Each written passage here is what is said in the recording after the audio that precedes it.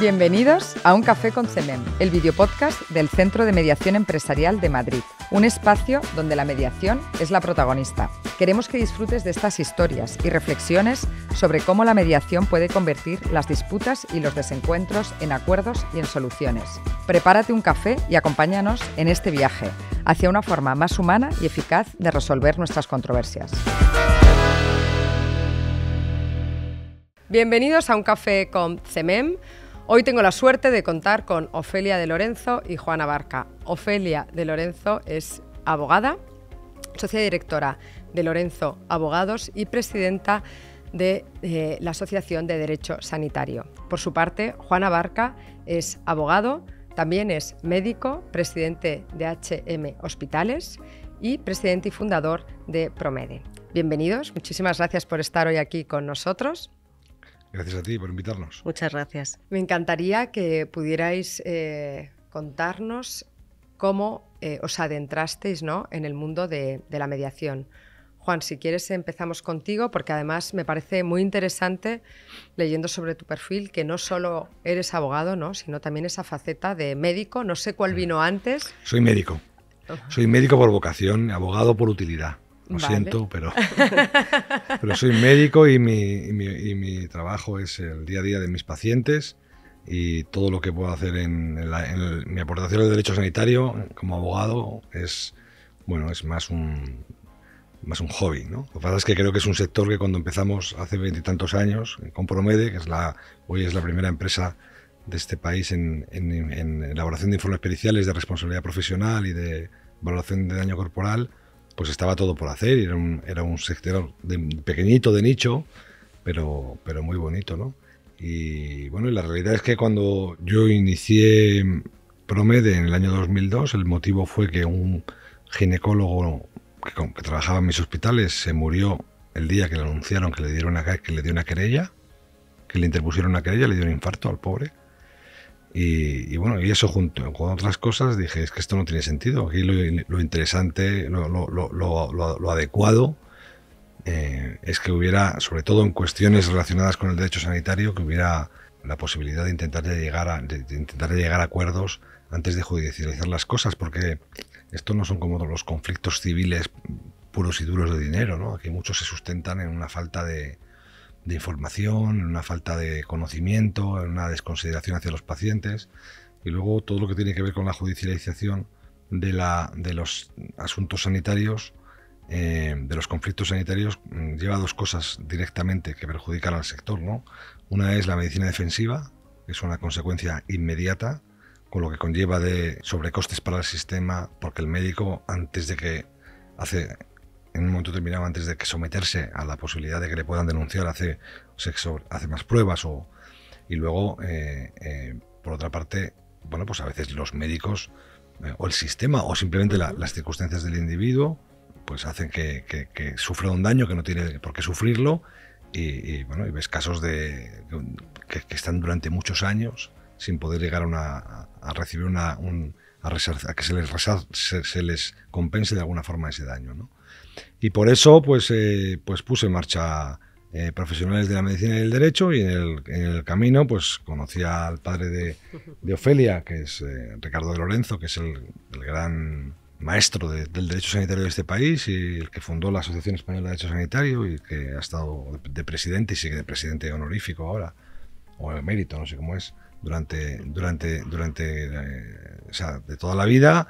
Y con él pues yo creo que fuimos progresivamente construyendo la asociación y intentando generar este entorno en el cual prevaleciera en el sector sanitario, fíjate, decíamos, la resolución extrajudicial, por lo menos en el sector sanitario, o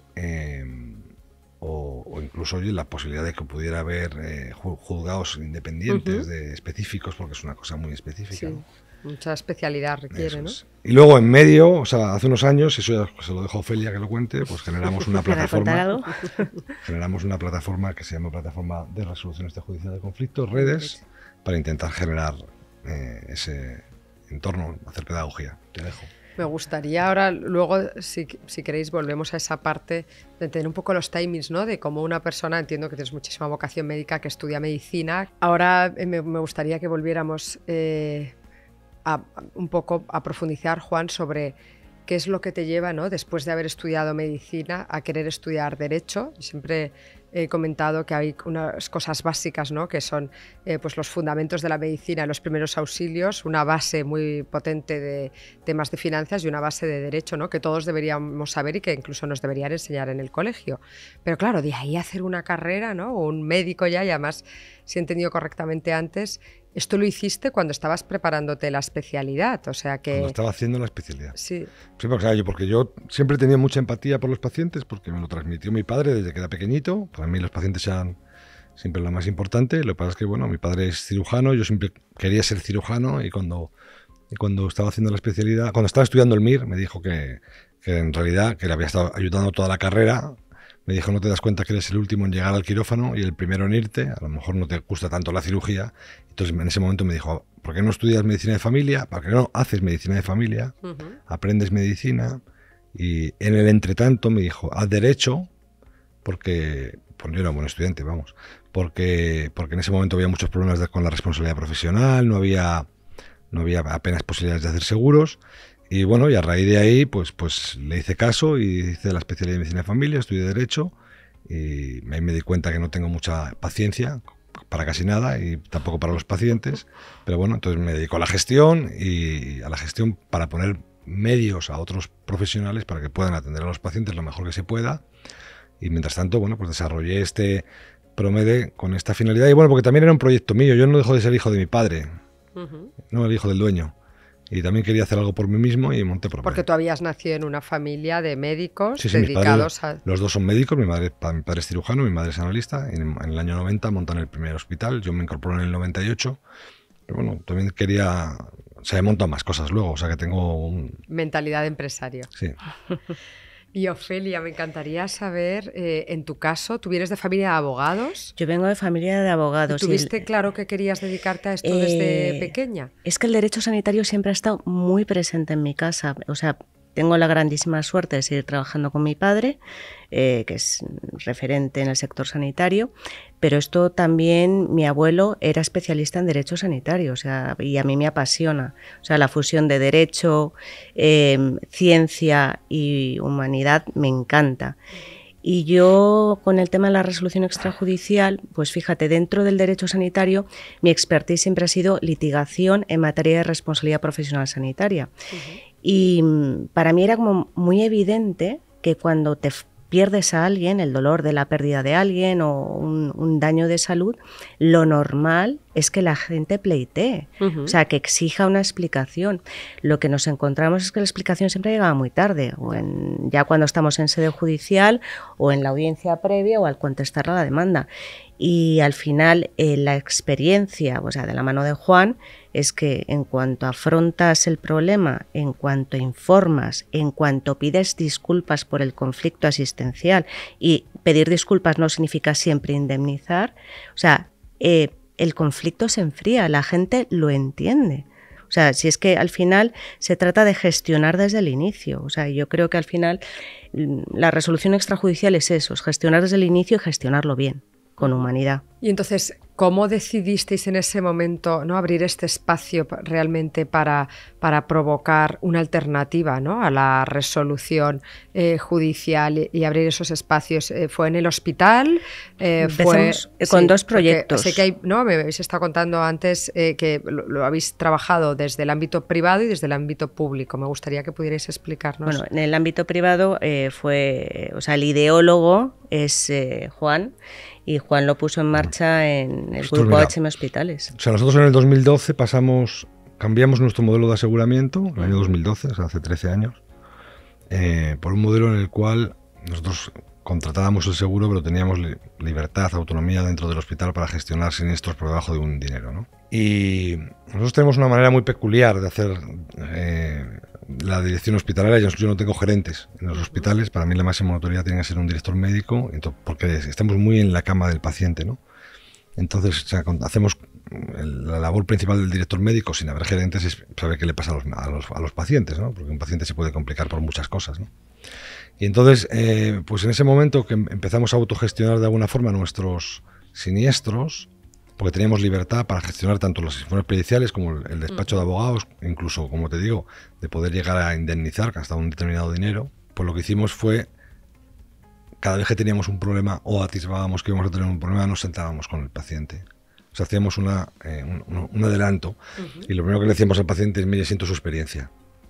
La experiencia no ha sido buena, esto no ha salido bien, a veces tenías razón, a veces no tenías razón. Pero te acercaba ya esa sí, ¿no? Sí, le dabas una explicación. Empatía. Le dabas una explicación al paciente, le pedías disculpas y le dabas una explicación.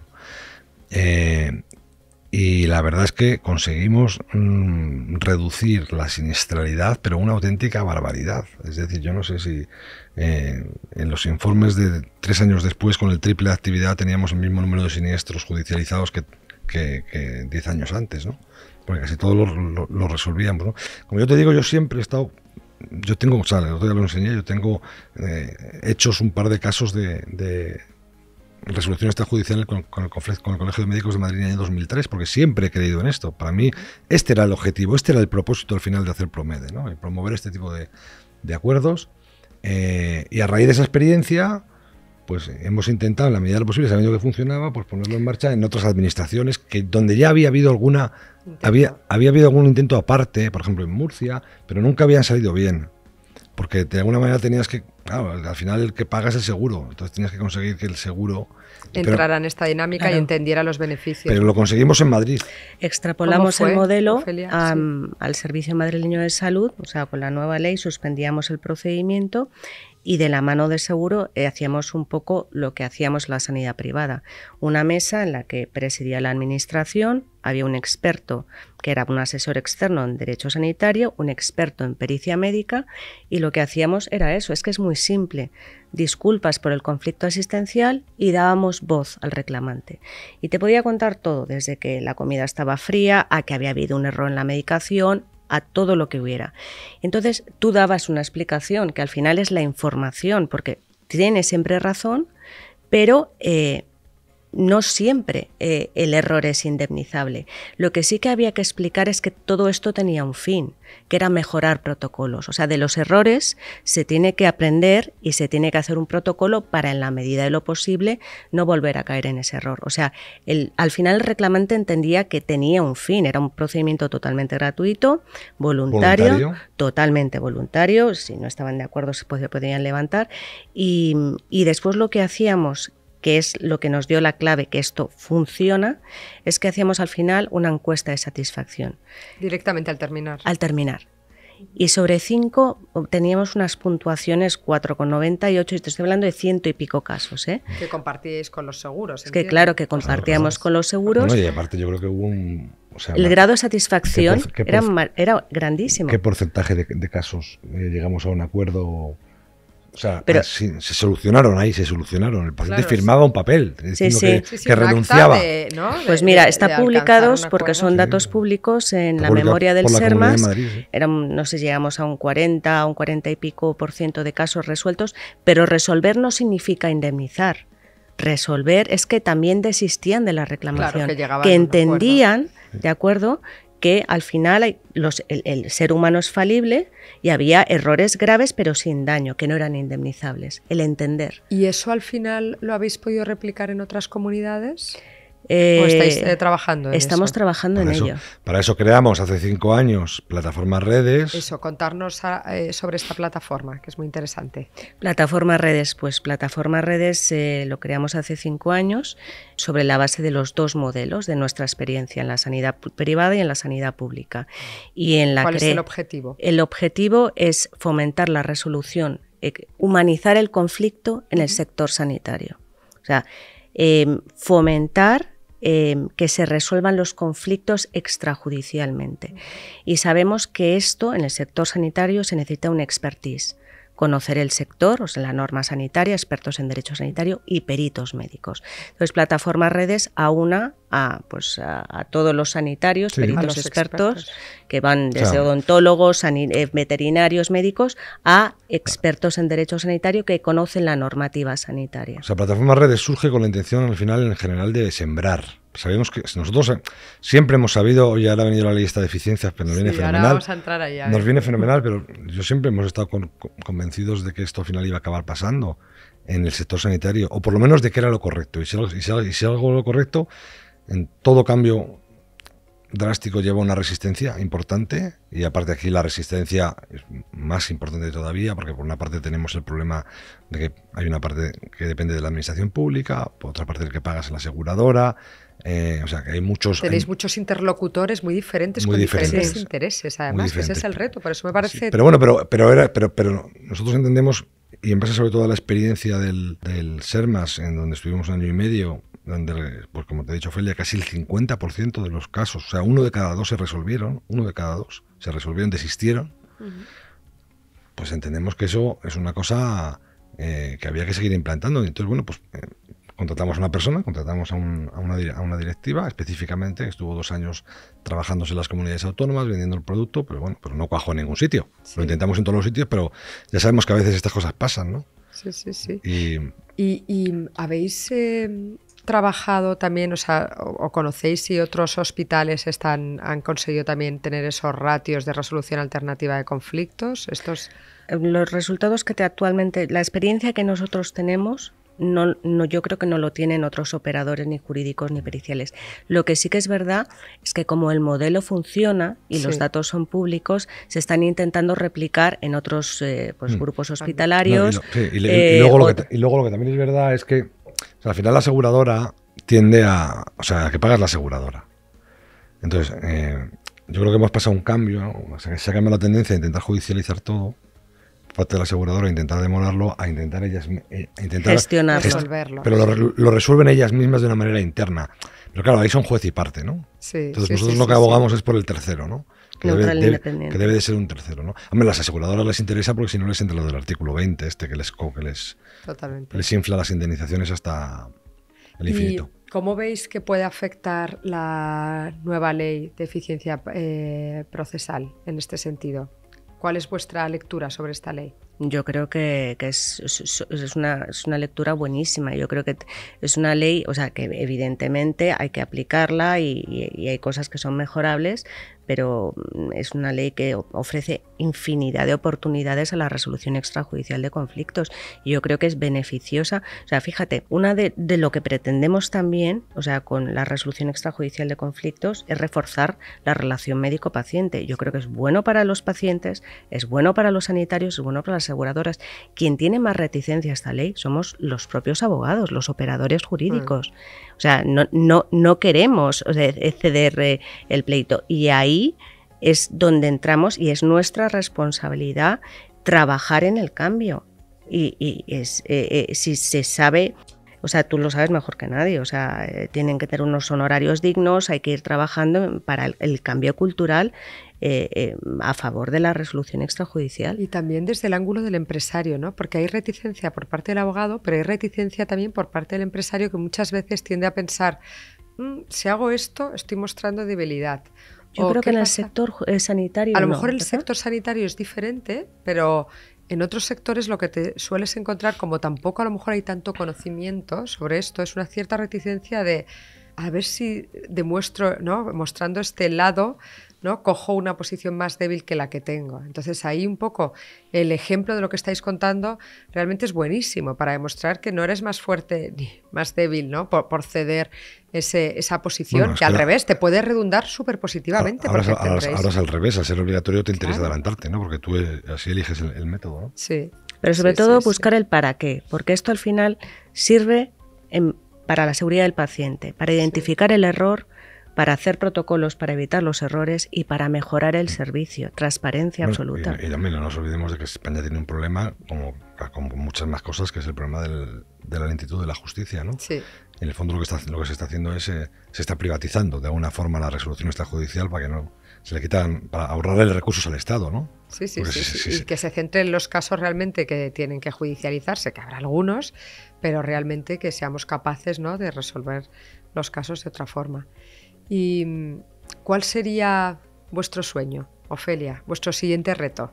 Nuestro siguiente reto, yo creo que es seguir trabajando, remando a favor de la resolución extrajudicial de conflictos y que al final esto no sea algo excepcional, sino que a lo mejor dentro de 60 días o de no sé cuántos meses estemos hablando y que vaya todo fenomenal y que al final hayamos conseguido ese cambio cultural, y es que es bueno para todo el mundo, o sea, seguir trabajando en eso. Sí, hombre, ¿no? Yo creo que primero hay que darle la razón al gobierno de que ha hecho bien metiendo esta ley, y luego, hombre, yo creo que nosotros tenemos un escollo importante, que es el tema de llevarlo a la parte contenciosa, ¿no? Sí. Necesitamos que se amplíe para que la administración en un momento determinado también se avenga a poder, que no sé muy bien qué tendría que pasar desde el punto de vista jurídico, ¿no? Pero claro, piensa que la gran mayoría de los siniestros en este país se producen en la sanidad pública, y la sanidad pública es contencioso administrativo. Entonces, la capacidad de aveniencia en ese sentido, ¿no? Para que ellos también puedan... No, para que puedan, no, para que sea obligatorio. Eso es. El hecho de que también tengan que pasar antes por un sistema de resolución extrajudicial, ¿no? O sea, puede ser una buena propuesta. El sueño, ese sería el sueño. Claro. Sí. Ese sería el sueño, ¿no? Replicar lo que se ha hecho aquí con la Comunidad de Madrid. Bueno, y ya para terminar, ¿con quién os gustaría que nos tomáramos el siguiente café? ¿O uno de ellos? Le cedo a Juan la palabra. Yo creo que para hablar de esto te lo tienes que tomar con Félix Bolaños. Claro, que es el que ha promovido la ley, ¿no? Sí. Y además me consta que el Ministerio está muy interesado en hacer iniciativas para que todo esto se dé a conocer. Tengo que decirte, Juan, que he tenido la suerte de que Félix Bolaños prologara el libro de la cultura del litigio a la cultura del acuerdo, y que siempre ha estado con nosotros en este sentido, hablando de mediación. Claro. Desde el inicio, pero es cierto también que no le hemos invitado a este café, con lo cual recojo el guante. ¿Y Ofelia? Pues yo creo que junto a Félix Bolaños tiene que estar la ministra de Sanidad. Sí, claro. Pero separada. ¿Sabes?